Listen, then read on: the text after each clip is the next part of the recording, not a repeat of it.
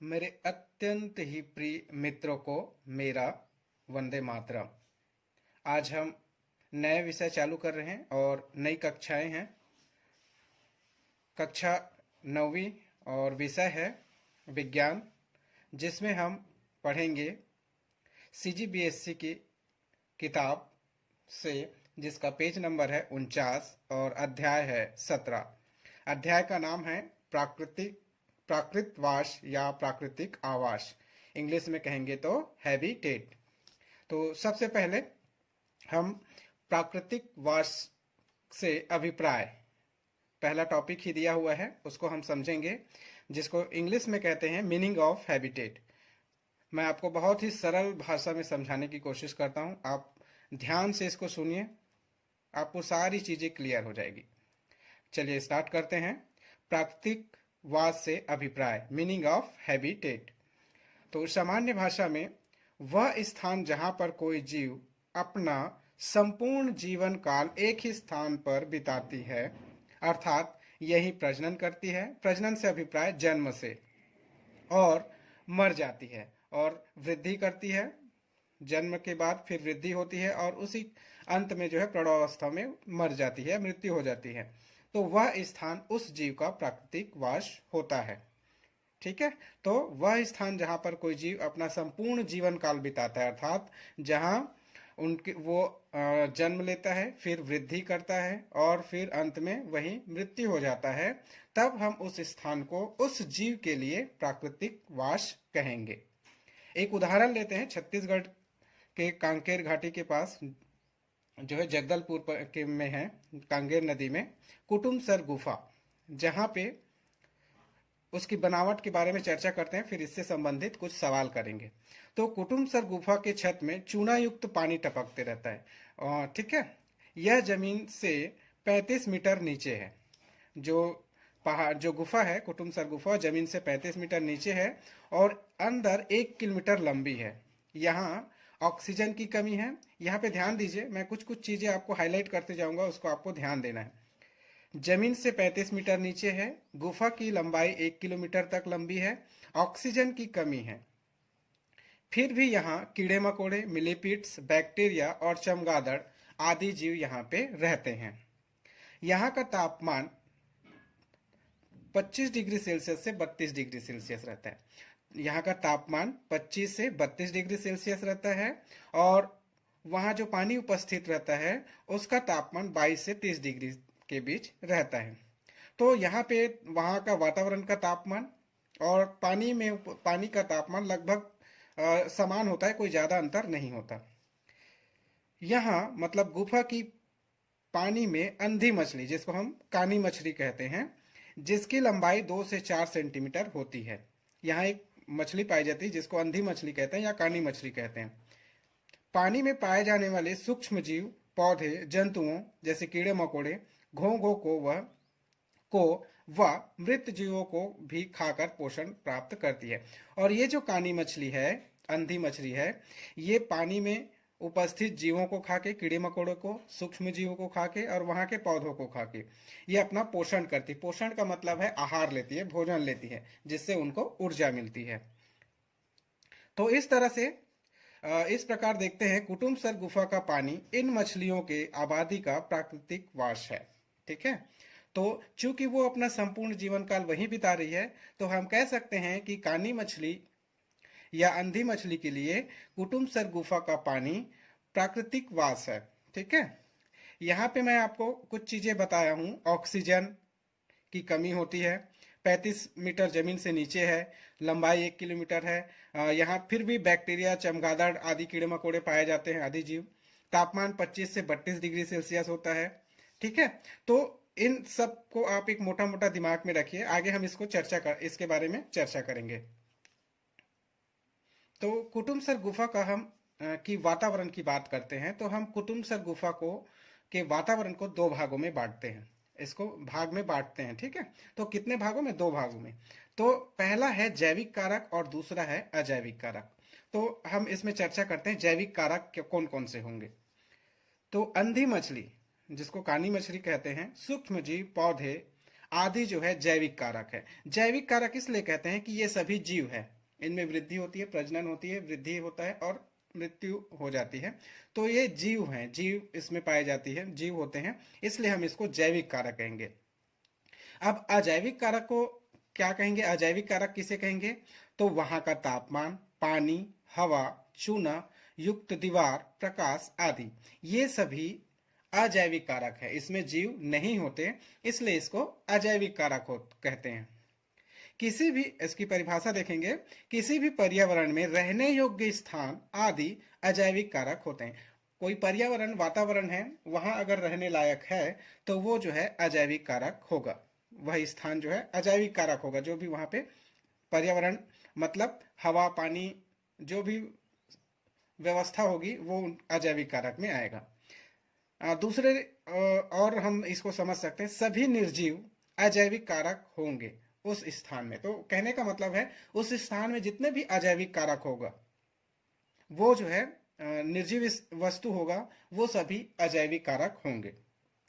तो आपने जाना कुटुमसर गुफा का वातावरण कैसा है। उनमें जीव दो तरह से होते हैं, दो तरह के कारक होते हैं वातावरण, जैविक कारक और अजैविक कारक। तो जैविक कारक जीव होता है और अजैविक कारक उन वहां उपस्थित वातावरण होता है। दोनों के बीच आपसी संबंध होता है, अंतर संबंध होता है, जिनके कारण मछली जो है जिंदा रहती है। चूंकि मछली का जीवन काल, संपूर्ण जीवन काल वही खत्म हो जाता है गुफा के पानी में ही, इसीलिए गुफा का पानी जो है कानी मछली के लिए प्राकृतिक वास है। अब हम आगे देखते हैं किताब में जो दिया है तो रोचक तथ्य, क्या आप जानते हैं? इसमें देखेंगे तो बहुत से सूक्ष्मजीव आंतों में रहते हैं और भोजन को पचाने में मदद करते हैं। ये आंत मतलब हमारे शरीर में बहुत सारे सूक्ष्मजीव आंतों में रहते हैं, ठीक है। और ये, इसका काम क्या होता है? भोजन को पचाने का काम करता है। तो ऐसा नहीं कि सूक्ष्मजीव बाहर में भी होता है, बाहर में होता है, शरीर के अंदर भी होते हैं जो अच्छे बैक्टीरिया होते हैं या अच्छे सूक्ष्मजीव होते हैं। कुछ सूक्ष्म जीव का प्राकृतिक वास हमारी आंतें होती हैं, इसे हटा देने पर जीवित नहीं बचेगी। ये सूक्ष्म जीव हमारे आंत में ही रहते हैं, उनका जीवन काल पूरा वहीं चलता है, जीवन आंते में ही चलता है, इसलिए ये सूक्ष्म जीव के लिए आंत ही हमारे, इनके लिए प्राकृतिक वास होगा। तो इस तरह से हम दो उदाहरण लिए हैं, कुटुमसर गुफा में पाए जाने वाले कानी मछली का उदाहरण, और दूसरा हमारे शरीर में पाए जाने वाले सूक्ष्म जीव, आंतों में पाए जाने वाले सूक्ष्म जीव। तो अगर आपको पूछा जाए, प्रश्न अगर पूछा जाए कि प्राकृतिक वास से क्या अभिप्राय है, तो आपको परिचय लिखना है। दूसरा, आपको दो उदाहरण लिखना है। पहला उदाहरण कानी मछली के बारे में कि कुटुमसर गुफा का पानी और वहां के वातावरण जो है कानी मछली के लिए उपयुक्त होता है, इसीलिए वो जो गुफा का पानी है वो मछली के लिए प्राकृतिक वास है। दूसरा, कुछ सूक्ष्म जीव हमारी आंतों में होते हैं जो उस सूक्ष्म जीव के लिए प्राकृतिक वास होता है। आगे देखते हैं जैविक घटकों में अंतर संबंध, inter relationship of living components.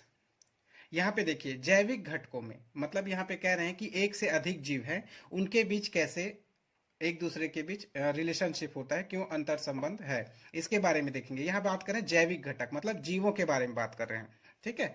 तो यहाँ पे देखेंगे जीवों के बीच अंतर संबंध के क्या कारण हो सकते हैं। मैं 4 कारण आपको यहाँ पे दे रहा हूं जो बुक में दिया हुआ है। पहला होता है प्रजनन। यहां से प्रजनन का मतलब है अपने समान जीवों की उत्पत्ति, नए जीवों की उत्पत्ति, ठीक है।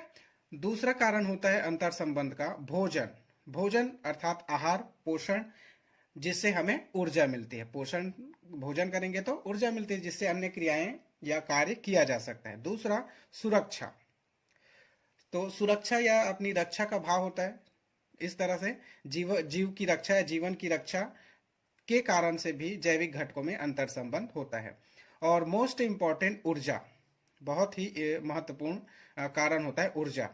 तो भोजन करने से एक जीव में उपस्थित ऊर्जा को दूसरे जीव में ट्रांसफर होता है, जो है स्थानांतरित होता है। तो भोजन से मिलने वाली ऊर्जा, ये 4 कारण हैं जो जैविक घटकों में अंतर संबंध होता है, जिसके कारण अंतर संबंध होते हैं। उदाहरण देखते हैं, छत्तीसगढ़ की उदाहरण लेंगे जो बुक में दिया है। वन भैंसा जो है छत्तीसगढ़ के घास के मैदान में और दलदली क्षेत्र में पाया जाता है। ठीक है, यहाँ उगने वाले घास को वन भैंसा खाता है। यहाँ पे मैं बात कर रहा हूँ, देखिए ध्यान देना, मैं घास की बात कर रहा हूँ और वन भैंसा की बात कर रहा हूँ। तो घास, ये वन भैंसा और ये घास दोनों जो है जैविक घटक है। ध्यान दीजिएगा, जितने भी जीव है जिसमें वृद्धि होता है और नए जीव बनते हैं और जिसका मृत्यु होता है, वो सभी जैविक कारक है। तो वन भैंसा और घास के मैदान में घास जो है क्या है, जैविक कारक है। तो यहाँ पे देखेंगे दलदली क्षेत्र में घास उगता है और वहां वन भैंसा की अधिकता होती है। तो यहाँ पे क्या होता है, वन भैंसा घास को खाता है। ठीक है, यह घास वन भैंसा के बीच एक संबंध है जो ऊर्जा के बहाव के रूप में है। अब यहाँ देखिए, वन भैंसा घास को खाएगा तो घास से वन भैंसों को क्या मिलेगा, पोषण। वो पोषण ले रहा है, भोजन ले रहा है, तो भोजन से क्या मिलेगा, वन भैंसा को ऊर्जा मिलेगी और ऊर्जा का काम वो दूसरे चीजों में करेगा।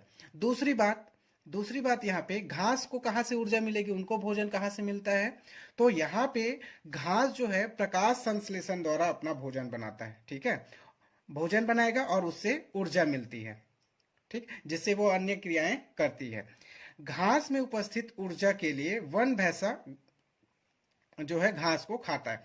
अब घास के पास ऊर्जा आ गई, भोजन आ गया, तो इस ऊर्जा के लिए वन भैंसा इसको खाता है, घास को खाता है, जिससे वन भैंसा को ऊर्जा मिल जाता है। इसी तरह से वन भैंसा, जंगल में जो है और जीव होंगे, तो ऊर्जा का बहाव किस तरफ हो पहले देखते हैं। तो घास से ऊर्जा कहाँ चली गई, वन भैंसा की ओर चला गया। ठीक है, इस तरह बहाव, घास जो है ऊर्जा का बहाव जो है घास से वन भैंसा की ओर हो गया। ठीक है, अब यहाँ पे देखेंगे वन भैंसा को शेर खाता है। अब यहाँ पे एक और जैविक कारक हो गया शेर। अब घास से ऊर्जा किस में गया, वन भैंसा में, और वन भैंसा में जो ऊर्जा निहित है उसको शेर खा लेता है। अब शेर खा लिया, वन भैंसा को शेर खाया, तो ऊर्जा कहाँ चलेगा, भोजन के रूप में वन भैंसा को शेर खा लिया, तो ऊर्जा कहाँ चले गया, शेर में चले गया। ठीक है, शेर में मिल जाती है। तो इस तरह से हम देखते हैं भोजन के द्वारा ऊर्जा का बहाव किस तरह से हो रहा है। तो हम देखते हैं घास से ऊर्जा का बहाव वन भैंसा की ओर और वन भैंसा से ऊर्जा का बहाव किस ओर होता है, घास शेर की ओर होता है। ठीक है, तो ये ऊर्जा का बहाव हो रहा है भोजन के द्वारा ही। घास से ऊर्जा का बहाव वन भैंसा की ओर और वन भैंसा से ऊर्जा का बहाव शेर की ओर होता है। तो इस तरह से हम देखते हैं ऊर्जा का बहाव एक जीव से दूसरे जीवों तक होता है।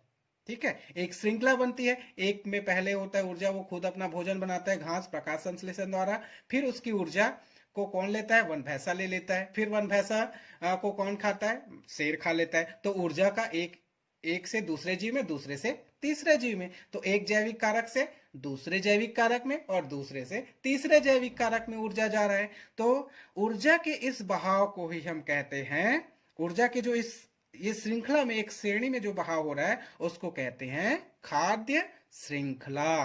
तो अब मैं आपसे प्रश्न करता हूं, खाद्य श्रृंखला किसे कहते हैं। तो खाद्य श्रृंखला किसे कहेंगे, आप अपने से उत्तर बताइए कि खाद्य श्रृंखला किसे कहते हैं। चलिए अब आगे देखते हैं, खाद्य श्रृंखला के बाद आगे देखते हैं कि हम देखते हैं कि हमने एक खाद्य श्रृंखला की बात किया जो एक वन वे में है, एक तरफ था जो घास, वन भैंसा और जो है शेर की तरफ था ऊर्जा का भाव। ऐसे ही हम बहुत सारे खाद्य श्रृंखला बना सकते हैं, अपने खेत में बना सकते हैं, अपने घर के आसपास बना सकते हैं। इस तरह से खाद्य श्रृंखला अलग अलग जगह में, पानी का खाद्य श्रृंखला होगा, पानी जैसे पानी में क्या रहता है, मछली रहता है, मेढक रहता है, कछुआ रहता है, तो वो जो है पेड़ पौधे में क्या रहता है, हाइड्रिला रहता है ना, जलकुंभी रहता है, छोटे छोटे सूक्ष्म जीव रहते हैं, तो उनके बीच हम खाद्य श्रृंखला बना सकते हैं। तो पहले क्या आएगा, पौधा, फिर उसको कौन खाएगा, छोटे छोटे जीव खाएंगे, मछलियां खाएंगी, फिर उसको कौन खाएगा, उसको फिर वहां उपस्थित शेर वगैरह खा लेंगे, सॉरी क्षमा कीजिए, सर्प खा लेंगे। तो इस तरह से एक खाद्य श्रृंखला बन जाएगी, है ना। तो अपने आसपास भी खाद्य श्रृंखलाएं होती हैं।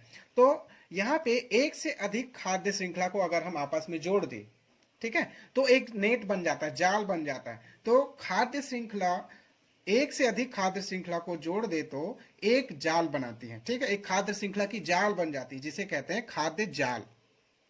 तो खाद्य जाल किसे कहेंगे? तो खाद्य श्रृंखला, एक से अधिक खाद्य श्रृंखलाओं को जोड़ने पर जो जाल बनती है उसे क्या कहते हैं? खाद्य श्रृंखला।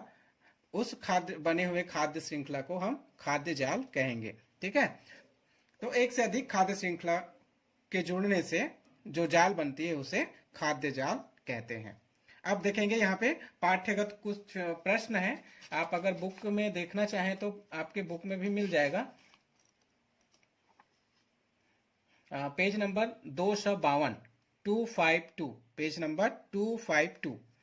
इसमें पहला प्रश्न है, वन भैंसा, ये जिज्ञासागत प्रश्न है, आपको अपने से उत्तर देना है। मैं आपके जो है हिंट के लिए ऐसा उत्तर दे दिया हूं। वन भैंसा घास, सेर और अन्य पेड़ पौधों व जंतुओं को लेकर खाद्य जाल बनाइए।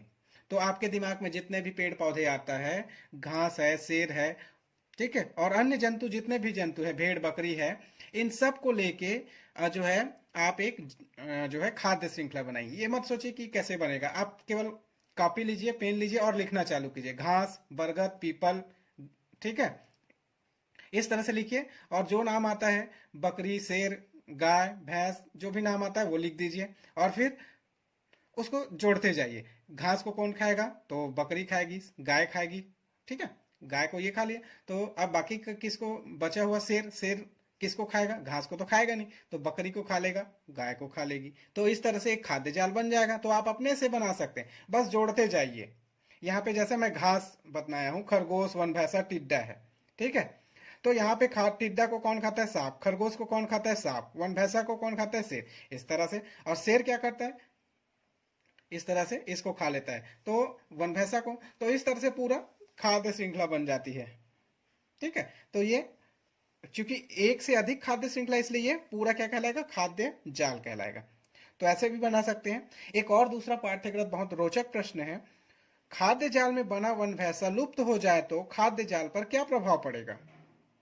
जो हमारे खाद्य जो अभी बनाए हैं, वन भैंसा, घास, वन भैंसा और सेल वाले, उसमें अगर एक कड़ी टूट जाए, जैविक कारक, तो क्या होगा? सिंपल से, अगर भैंस मर जाएगा तो भैंस को मिलने वाली जो है घास बढ़ जाएगा, क्योंकि घास को खाने वाला वन भैंसा नहीं है। इस वजह से क्या होगा? वन भैंसा नहीं है तो शेर को भोजन नहीं मिलेगा, तो शेर धीरे धीरे मर जाएगा और वो विलुप्त हो जाएगा। और दूसरा, घास की आबादी बढ़ जाएगी, बहुत ज्यादा आबादी बढ़ जाएगी, जिससे टिड्डे वगैरह बढ़ जाएंगे, ठीक है। तो इस तरह से पूरा समस्या प्रवाह, जो ऊर्जा का प्रवाह बाधित होगा और बहुत सारी समस्या पैदा हो जाएगी। परिस्थिति जो है परिस्थितिकी में बहुत सारी समस्या पैदा हो जाएगी।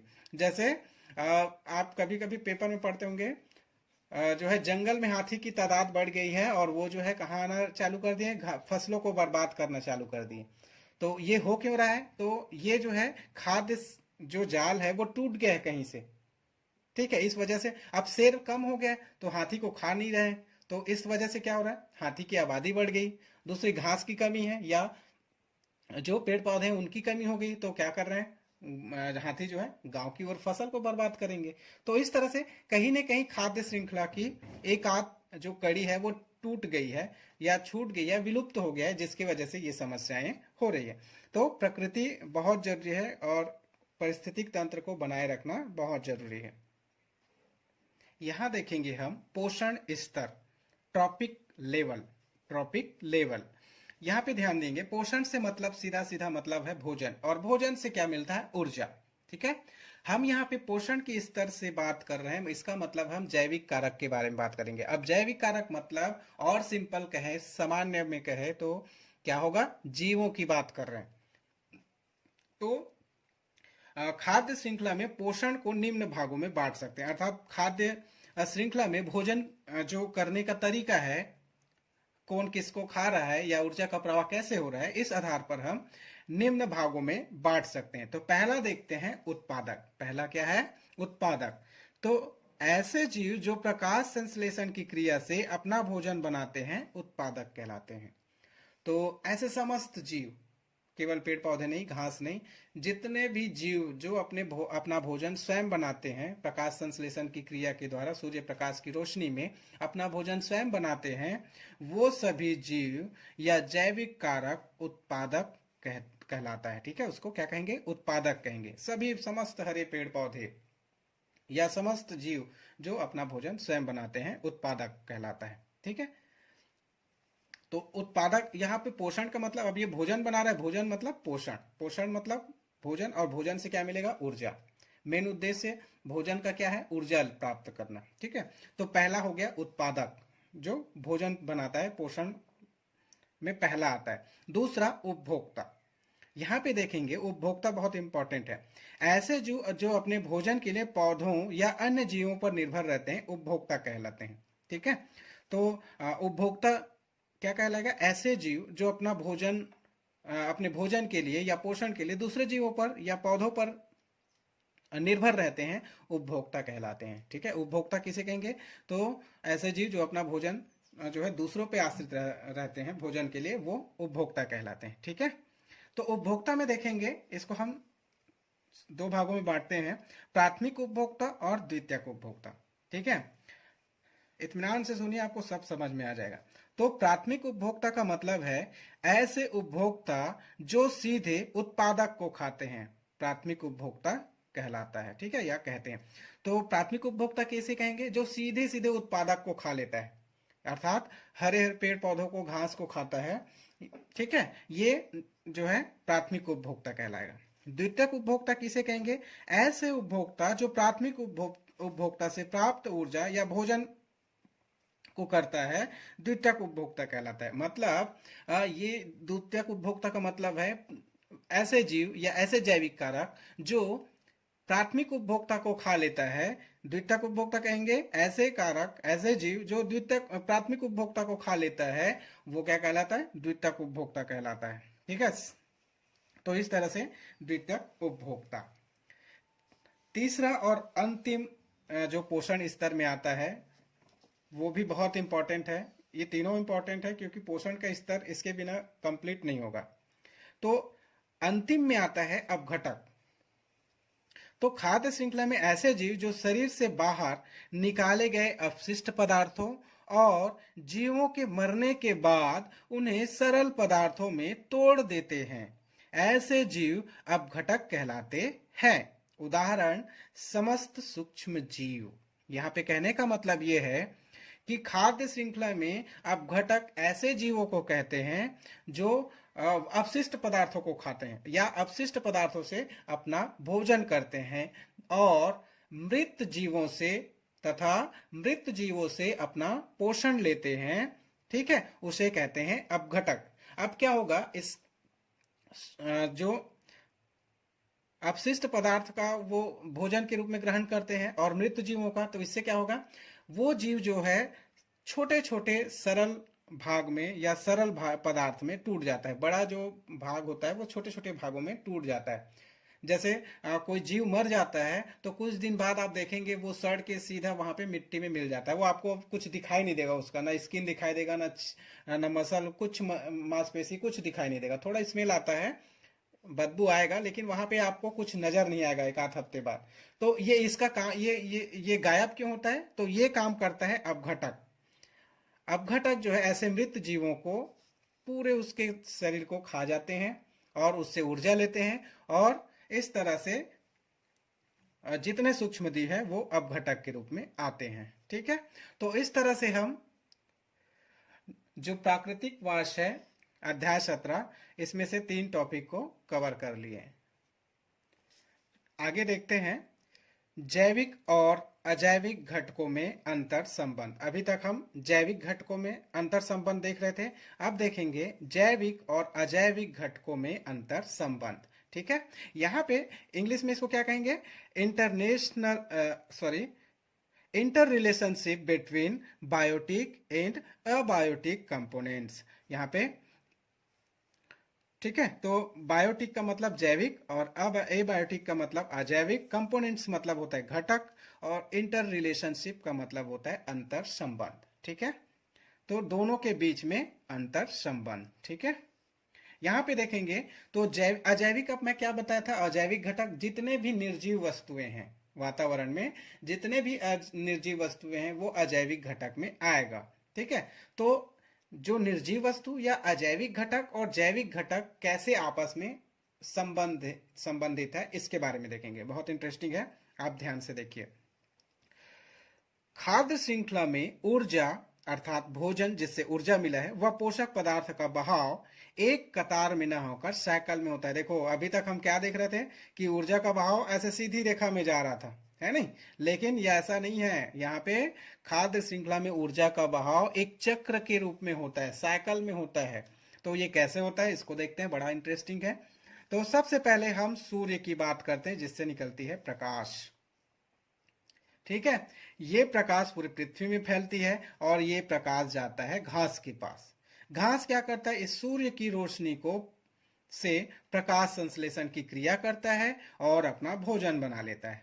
ठीक है, तो सूर्य से, अब घास को ऊर्जा कहाँ से मिला, तो सूर्य से मिला। सूर्य से कैसे, प्रकाश संश्लेषण की क्रिया से। आप इसको पढ़ेंगे आगे 11th-12th में, प्रकाश संश्लेषण की क्रिया पढ़ेंगे बायोलॉजी में, जीव विज्ञान में, बहुत अच्छे से दिया है। तो आगे देखते हैं, घास से, अब घास को ऊर्जा मिल गई, अब घास को कौन खाया, गाय, तो ऊर्जा कहाँ चले गया, गाय में। गाय से फिर अपशिष्ट पदार्थ निकलता है जिसको गोबर कहते हैं। ठीक है, अब गोबर से क्या करते हैं, लिपाई पोताई करते हैं और क्या करते हैं, खाद्य के रूप में उपयोग करते हैं, गोबर खाद, जैविक खाद। ठीक है, वर्मी कंपोस्ट बनाते हैं, जैविक खाद। ठीक है, तो मनुष्य द्वारा उपयोग लिपाई व खाद बनाने में, तो खाद बन गया, लिपाई पोताई करने में, घर की लिपाई पोताई में गोबर का उपयोग हो गया। अब गोबर को और खाद को, जो हम गोबर को रखे हैं उसमें क्या होगा, मिट्टी में जैसे ही वो गोबर पड़े रहता है, मिट्टी में सूक्ष्म जीव द्वारा गोबर का पोषक पदार्थों में विघटन कर देता है, मतलब तोड़ देता है। तो मिट्टी में जो गोबर होता है जिसको हम लिपे थे, लिपाई किए थे, उसको सूक्ष्म जीव खा लेता है और पोषक पदार्थ को छोटे छोटे भागों में तोड़ देता है। तो गोबर अपशिष्ट हो गया और वो वहां पे गायब हो जाएगा। अब यह क्या होगा, ये टूट गया ऊर्जा के रूप में, इसकी ऊर्जा। अब ये कहाँ चले गया, मिट्टी द्वारा घास का पोषण। अब वहां पे घास होगा तो मिट्टी क्या करेगा, उस ऊर्जा को घास को देगा। मिट्टी द्वारा घास क्या करेगा, पोषण लेगा और फिर वो घास बढ़ता जाएगा, हरा रहेगा। तो इस तरह से एक साइकिल जो है, एक ऊर्जा का साइकिल जो है चलते रहता है। ठीक है, तो ये ऊर्जा का एक चक्र है, ये सीधी रेखा में ना होकर एक निरंतर चलने वाली क्रिया है जिसको पोषक चक्र कहते हैं। तो अब मैं यहाँ पे आपसे पूछूं या एक प्रश्न करूं कि पोषक चक्र का एक उदाहरण दीजिए। ठीक है, या मैं पूछूं जैविक अजैविक घटकों में अंतर संबंध को उदाहरण सहित समझाइए। तो आप सिंपल ऐसे चक्र बना देना, बिल्कुल सिंपल से, अच्छा से, स्वच्छ नामांकित जो है पोषक चक्र आपको बनाना है और उसमें ऐसे तीर से ऊर्जा के जिस तरफ जा रही उधर उसको तीर से दिखाना है। तो इस तरह से एक पोषक चक्र बन जाएगा। ठीक है, तो ये आपका जो अध्याय 17 है प्राकृतिक वाष्प, वो पूरा कंप्लीट हो गया। आप इस जितने टॉपिक है उसको दोबारा पढ़िए, आराम से सुनिए, एक बार में समझ नहीं आता दोबारा सुनिए, आपको सारी चीजें क्लियर हो जाएगी। ठीक है, और अंत में इस चैनल को लाइक करिए और सब्सक्राइब कर लीजिए, बेल आइकन आप बजाइए ताकि आपको नए नए वीडियो 9th क्लास का आपको मिलता रहे। तब तक ले आप सभी को